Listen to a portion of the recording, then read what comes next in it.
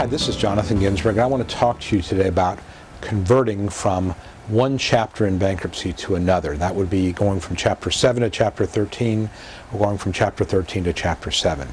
And it is absolutely possible, and it happens not all the time, but fairly frequently. And typically what happens is this: somebody files Chapter 7, it turns out that they have more money than they thought they did, that the means test numbers were not done correctly, or there's some oh-by-the-way situation, and the trustee, the U.S. trustee, may file a motion asking you to convert the case from a Chapter 7 to a Chapter 13.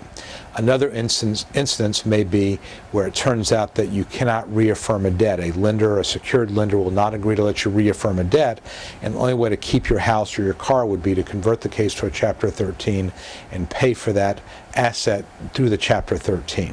So you can definitely do it, but again, if you're going from a Chapter 7 to a Chapter 13, you've got to have enough disposable income in the Chapter 13 to make it work.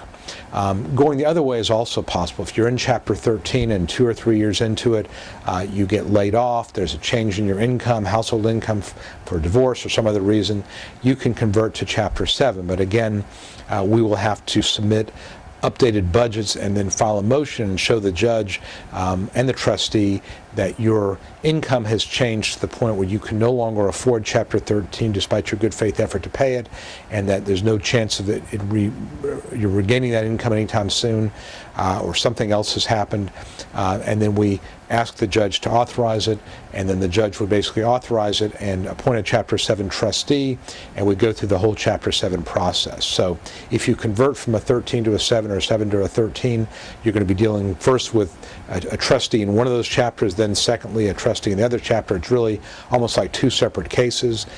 So for example, if I'm converting from a 13 to a 7, I'm going to charge a fee, usually a discounted fee, but I'm going to charge a fee for putting that person into Chapter 7, because it's really a whole separate case with the 341 hearing and all the issues that would arise in a Chapter 7. And same with Chapter 13. We've got to go through the whole process in Chapter 13. So it can be done. Ideally, use the same attorney that filed Case 1. Excuse me. Ideally, use the same attorney that filed the original case to convert it. Not absolutely necessary, but that's ideal. And again, it's just one of these things that if circumstances dictate, you do it. If you're converting from a 13 to a 7, you have to pay the difference. The extra filing fee is a small extra filing fee. I think it's less than $25. You'd have to pay that, but otherwise it's just done by motion, and it's fairly straightforward to do. Again, attorneys who do this, we do it all the time. We've done it many times, and it's really not very difficult to do. But ultimately, you've got to make sure you fit into the chapter that you're moving to. So that's a little bit about converting from a 7 to a 13 and a 13 to a 7.